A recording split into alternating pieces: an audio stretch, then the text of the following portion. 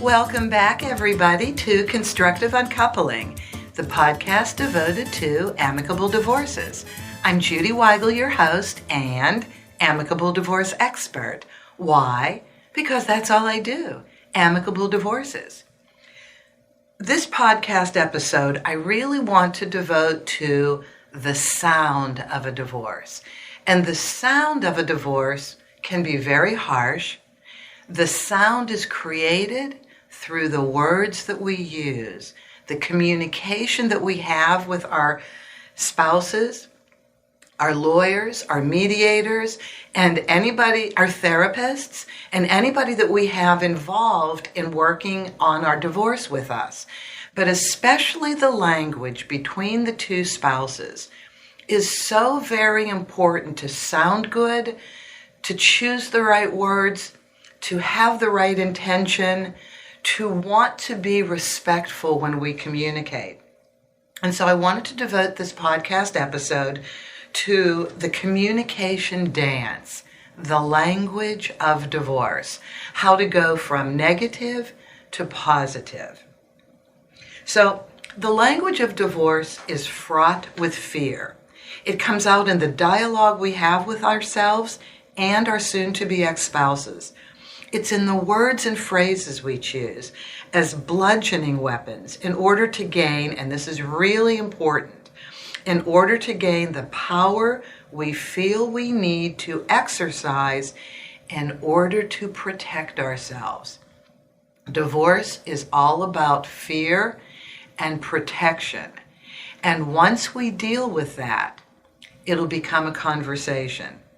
When we're in the divorce world, or when you're in the divorce world, you're in protective mode because this is foreign emotional and financial territory for everybody.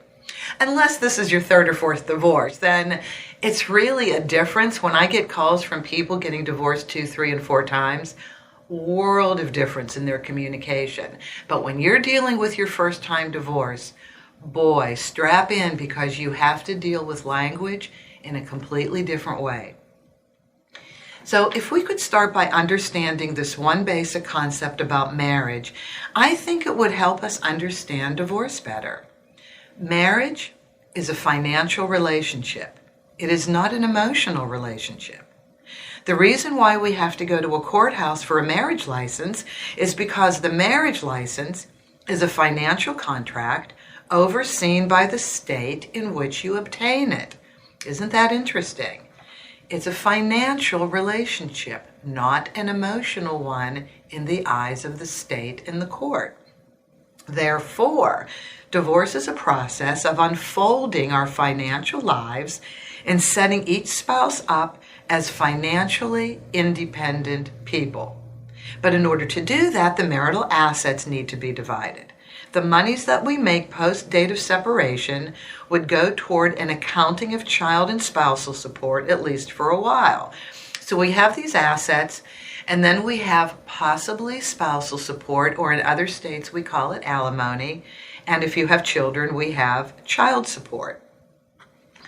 The reality is that dividing assets and debts and dealing with child and spousal support are not going to go away. Nor are they issues to fear or run away from. They are simply decisions to make. And that's really what I want to have you consider and just process. They're decisions to make. They're not weapons. They're not fearful issues. They're just decisions to make. Dividing assets and debts and establishing child and spousal support are important because they are the result of severing the financial contract called marriage. The extent of how assets and debts are divided and establishing the amount of child and spousal support can be controlled by the spouses if they remain amicable and have as their goals to take care of each other in this unfolding process. That being said, it's all so very hard because we're dealing with assets, debts, and support, but we're also going through a separate yet attached emotional process of ending a relationship that was intended to be forever and justifying the divorce to ourselves, our family and friends, and pretty much anyone who will listen. I think if people understood why assets and debts are divided and why child and spousal support were created, it might be easier to accept it all. In the next podcast episode, I'm really going to go through a history of marriage and how it evolved from something we're not used to, which is a very open process, to something very specific, what we're used to now, which is all about forms and filing and contracts and money. But I wanted to take just a minute to do a little history on divorce so I can set you up for changing your language about the divorce process. A little history of marriage and spousal support. Contrary to what I thought before getting in the divorce business, people didn't always get married through a state-issued license. Marriage as a state institution was devised in the mid-19th century in the United States, with a few exceptions of recorded government licenses as far back as the 17th century in the state of Massachusetts, when they issued their very first marriage license in 1639. Spousal support, on the other hand, was created in the United States in the late 1800s, when women had the traditional role of raising the children and tending to the home, and men worked to provide income for the family. Spousal support was created to help the wife if the husband tired of the wife and divorced her after many years of raising the children, and now the relationship of the husband and wife transitions into another level. That's when a lot of divorces happened. Spousal support was then created to help the wife if the husband tired of her. And in that era, there were almost no jobs for women other than working in a saloon. If it wasn't for the stigma attached to that job, it really sounded like working in a saloon was kind of fun. At least it looked like fun in the TV shows and the movies, right? So what I want to do now, again, we're going to take care of a lot of the history because I think the history of marriage is going to really be cool to understand. But just to understand how spousal support started, late 1800s, to help women who couldn't get a job, no jobs for them, if husband wanted to leave them, and to really talk about why it's all about money, because that's what people say when they come here to mediate or to file. Why does it have to be all about money? Well, it has to be all about money because it's a financial contract. So we're going to go through that in the next episode. But for right now, just understanding those basic concepts will help you now address the language of divorce. Here are classic examples of negative language and how to understand and respond to these scary and hurtful phrases. So here's the biggest one. Well, I hope she's not going to come after me, or he's not going to come after me for my pension, my business, the house, alimony, spousal support in California. Divorce is not a chase. So nobody's coming after anybody.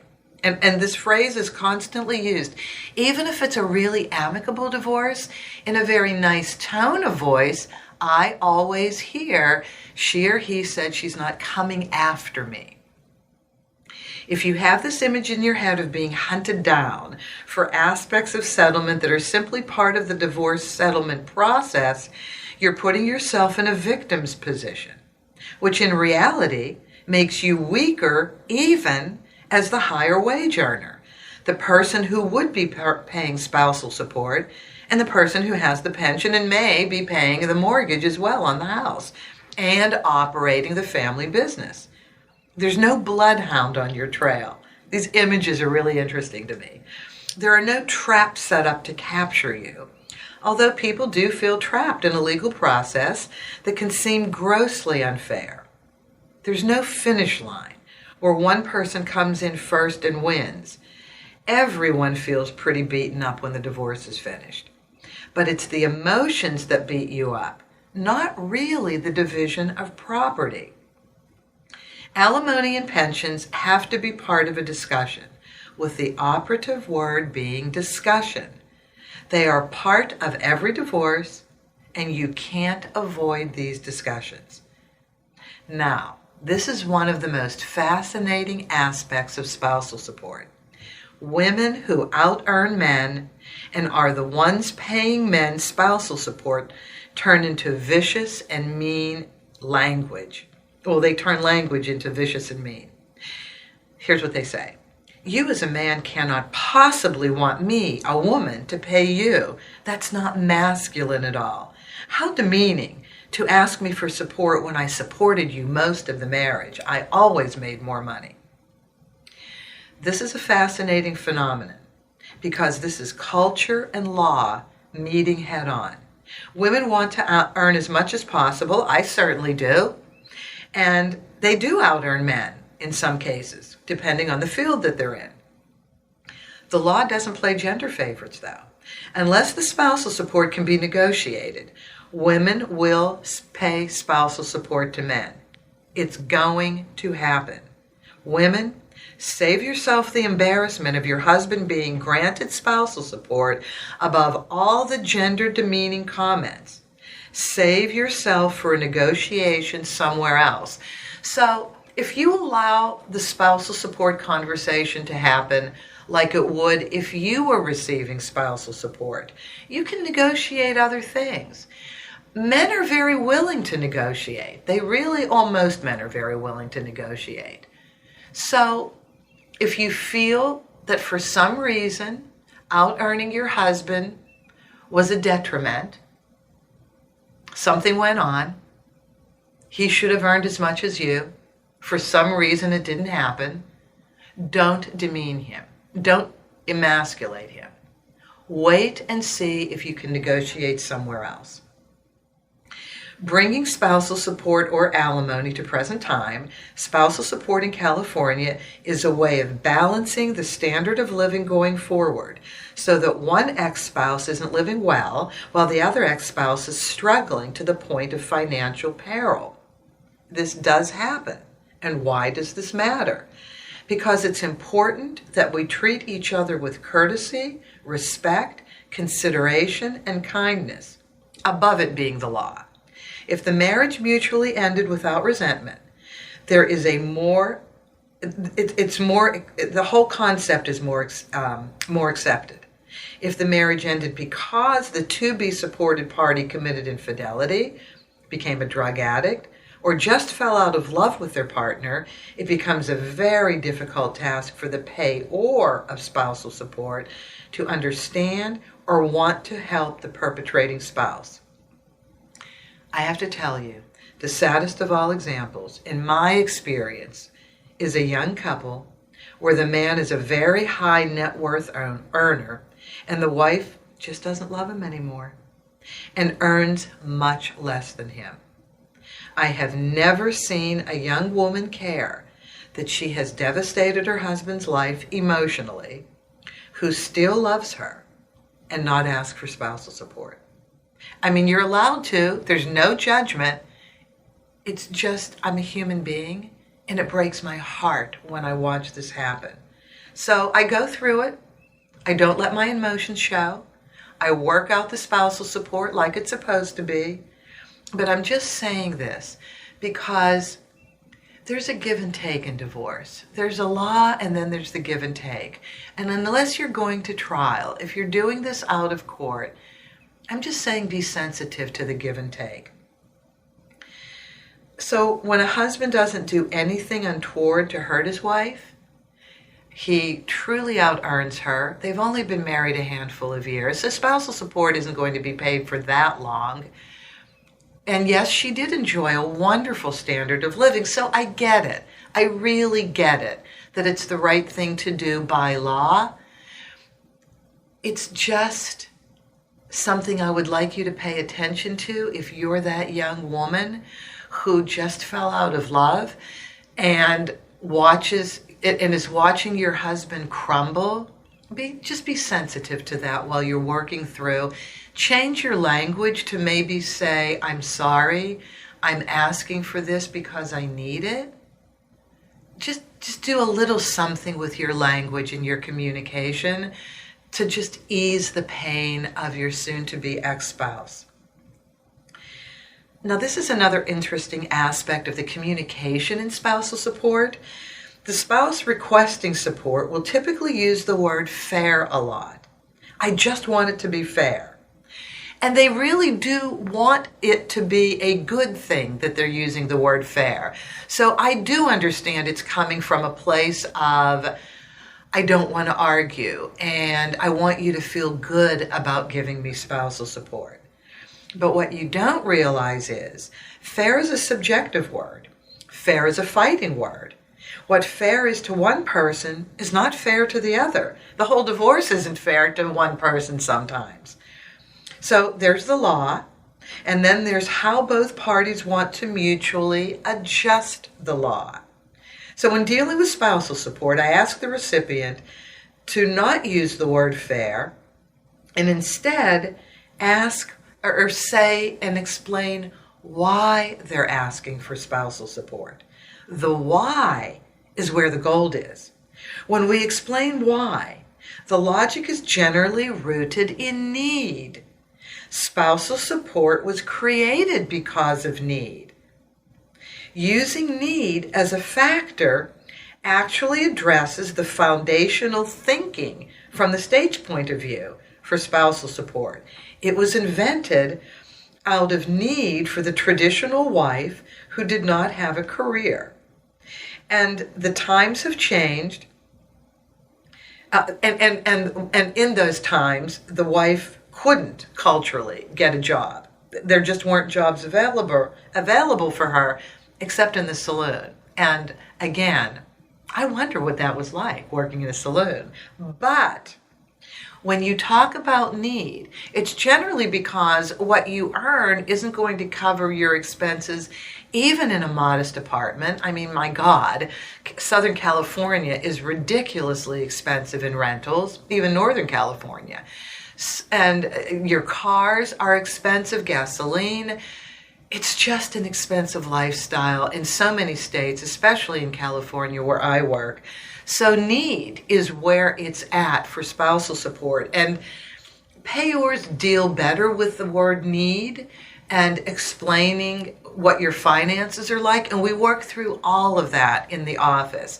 We do monthly budgets so that the person paying can really see where the need is, that it's not going to be spent ridiculously, vacations, clothing, jewelry. No, it's really needed for the basics.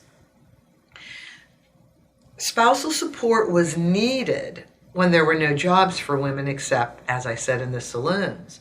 But spousal support is needed now, especially if there's a tremendous disparity in income.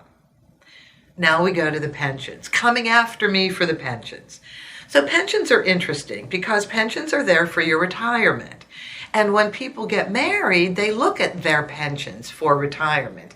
Either one pension for the single earning household or two pensions for the double earning household. Pensions are proprietary for many people, especially policemen and firemen. I deal a lot with the police and fire community, which is why I'm bringing this up, because of course we have corporate pensions, and it seems that people who have corporate pensions feel less threatened and hunted down by dividing their pensions with their spouses than police and firemen. So I started thinking, why? Why are police and firemen so protective over their pensions? And I think this is it. They both have dangerous jobs in which retirement becomes the respite for the daily danger involved in going to work.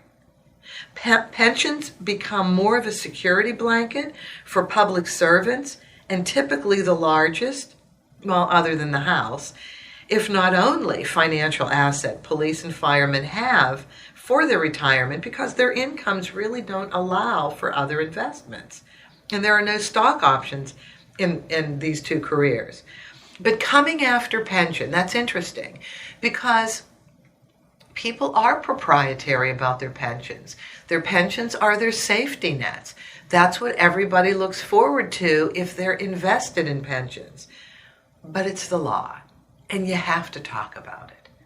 So what you can do in a settlement is, if there are enough assets on the table, maybe don't divide a pension and give the spouse who should be getting half of your pension more of another asset. See, you have room. If there are a lot of assets to move around, you really have room to play.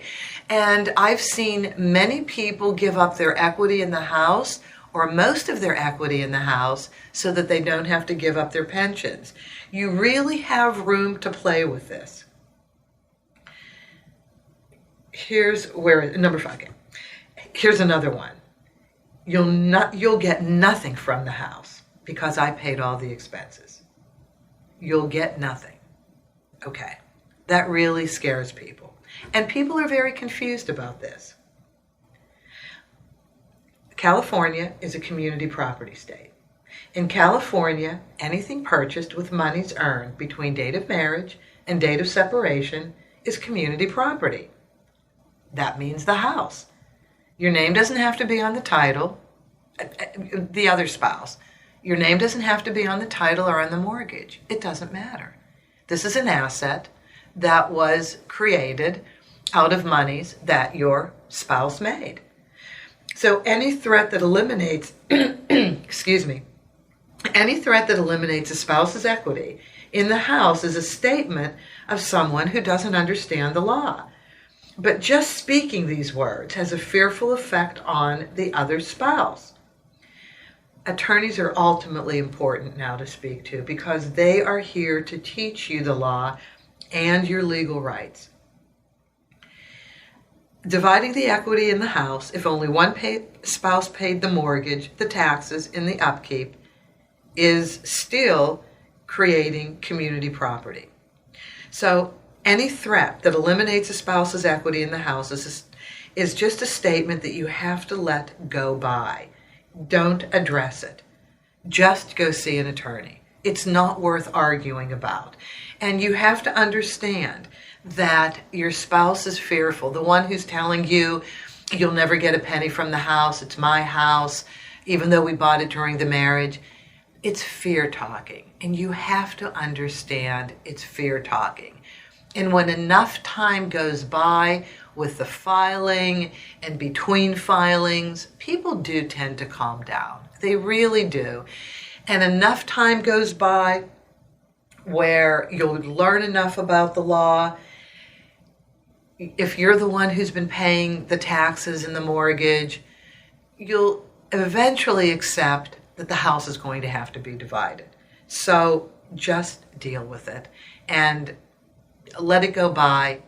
It'll come up. Other industry professionals will get involved and they'll help you divide the house.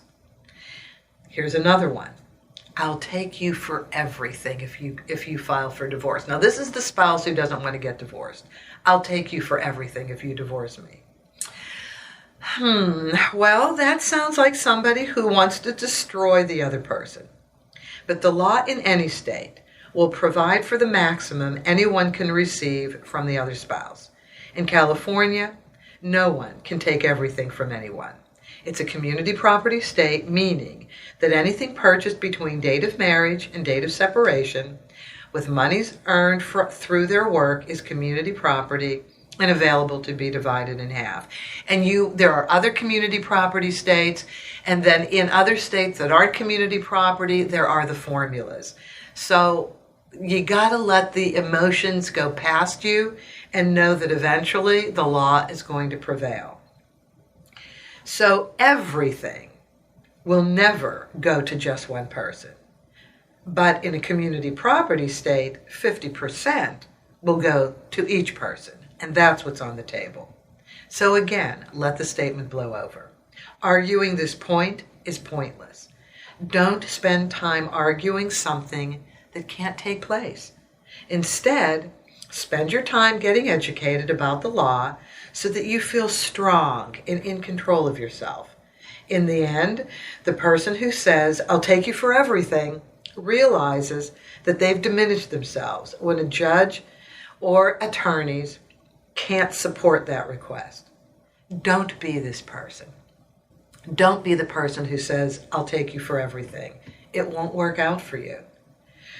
Through mediation, though, you and your spouse can negotiate an unequal division of assets and debts if mutually agreeable. Again, I apologize. All right, this is the saddest of all, the one I'm going to say now. You'll never see your kids if you don't, ... You'll never see your kids. Followed by the words, custody battle. There are, and I'm really sorry about this. These are some of, that I'm coughing. These are some of the harshest and most serious words ever spoken, because the negative energy and contentious conditions in these custody battle words will most certainly affect your children. And honestly, it's all about the children if you have children. And please, I beg you to keep the children forefront and watch how you communicate to each other around them, even when you think they can't hear you. They really know what's going on. The only way for a parent to be able to see his or her children, or for his or her children to be taken away, is if there is proven domestic violence, preventing the perpetrating parent from seeing the children, for their protection, of course. Or if a parent is using drugs and alcohol to the extent that they cannot be with their children unimpaired. These are the only ways the children will be taken away, or visitation is taken away until the parent is healthy. This is a very tricky situation if the abuse-challenged parent has recently entered a 12-step program. So you have the intent to be healthy, you're just not healthy right now. And if this is the case, a step-up plan for drug testing and visitation can be created for a co-parenting schedule. So if the intention is to get healthy, if you're in the process of getting healthy, you don't have to completely be taken away from your children. You absolutely need professionals dealing with the situation for you.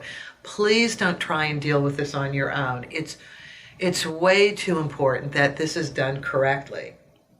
But the step-up plan, people don't realize that there's a step-up plan. What you may have to do right now for the children and less co-parenting, monitored visitation, it doesn't have to be the way it always is. So you build in a step-up plan as a reward system, so to speak.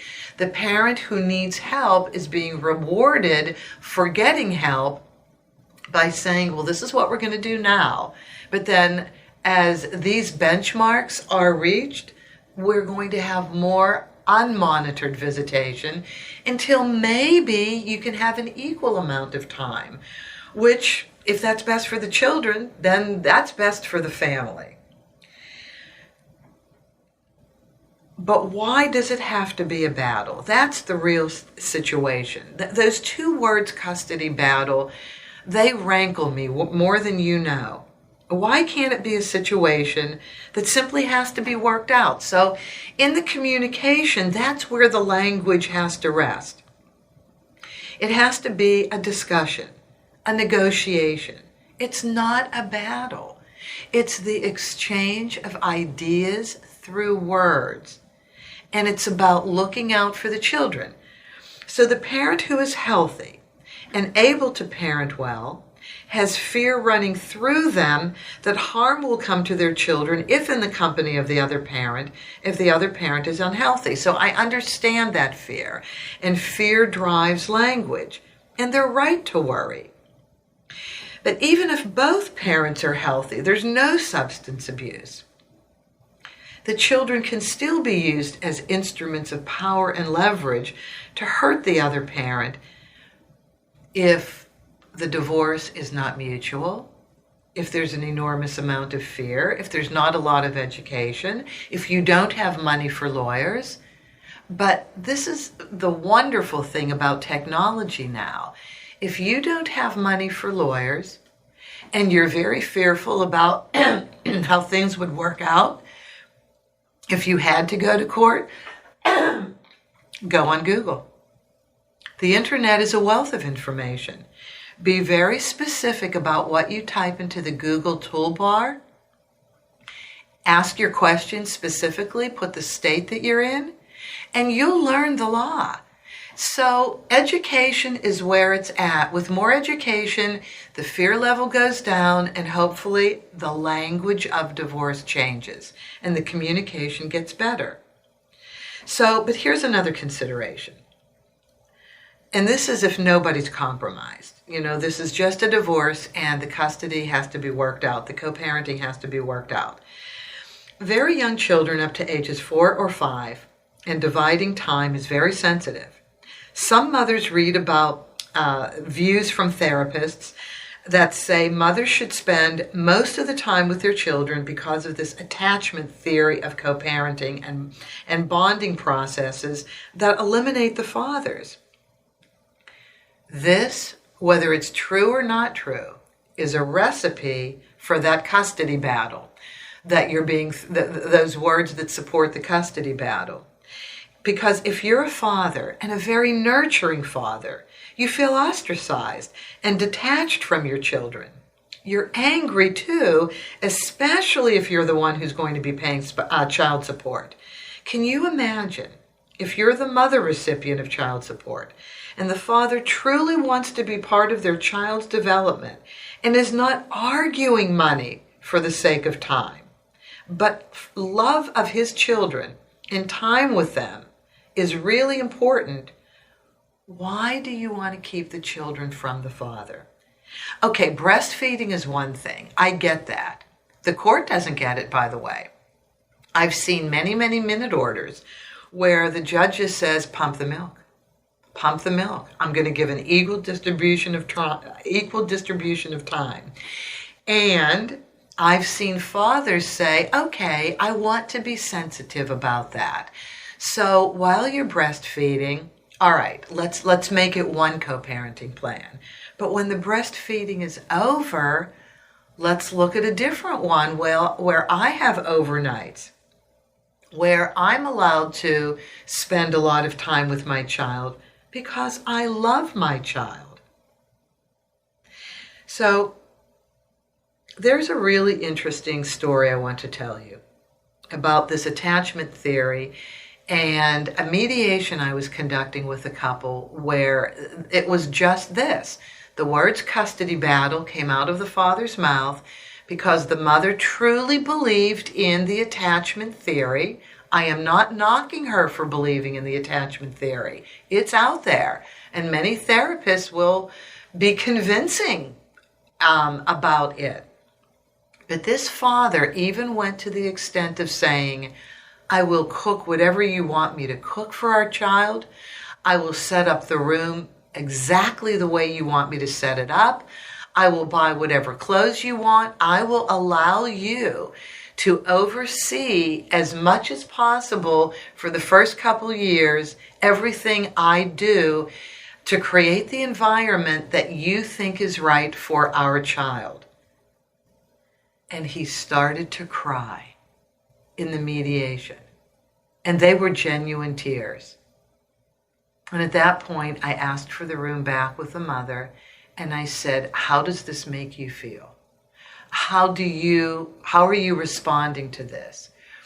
And she was sincere when she was talking about the attachment theory. She really thought that was the best thing for her child. And I said, look, I've never seen a man get this emotional. I've seen nurturing fathers. It is wonderful to see nurturing fathers because I see enough fathers that say, okay, you can spend as much time as you want. I'm going to go ahead and live my life, and I don't mind paying you the money. Now that breaks my heart for the kids because the kids always want two parents. Well, until they really, really, really, really are rejected by one parent, they really want two parents. Praise to the mother who melted in this story that I'm telling you. It was hard for her. I know it was hard. Hats off to her for saying, okay, this is going to be one of the hardest things I've ever done. And they did a step-up plan. He agreed to a step-up plan. I forget whether it was 6 months or a year, I'm so sorry, but he agreed to a step-up plan. He said, okay, I'll meet you part way. Let's go ahead and do 6 months or a year of me coming over, taking our son out. The son was 3. No overnights yet. And then we put a date in where there would be overnights. And they really negotiated it great. They stopped using battle talk. So even if you're the proprietary mother that believes that children should be with you more, just breathe and talk. Explain your fears. Make it a negotiation, not a battle. Because the children will be the victims, not their father. And then lastly, of the harsh talk, we have, I'll take you to court if you don't, ... So court is being used as a weapon, and court should never be used as a threat. Court is there to make decisions for people who, even through their lawyers or mediators, cannot make decisions for themselves. If you're being threatened by your spouse with court, just allow that statement to stand. The courthouse isn't going anywhere. The court is there, and it's there to help you. It's not there to hurt you.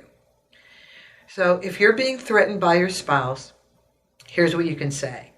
I'm okay with that. That's fine. Maybe that is the better way. I trust your judgment. That's a good one. I trust your judgment.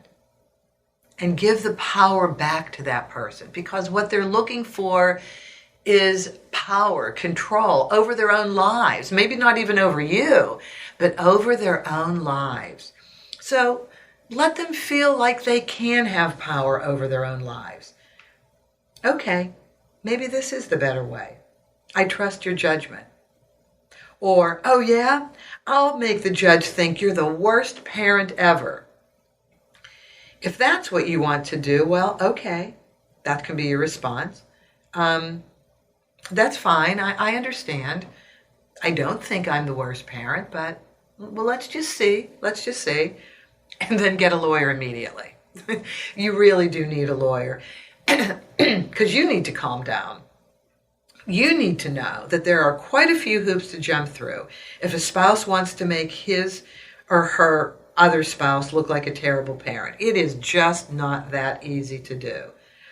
And then I want to recommend an author to you, because this gentleman, Bill Eddy, E-D-D-Y, Bill Eddy, you can get his books on Amazon. He's written about 10 books.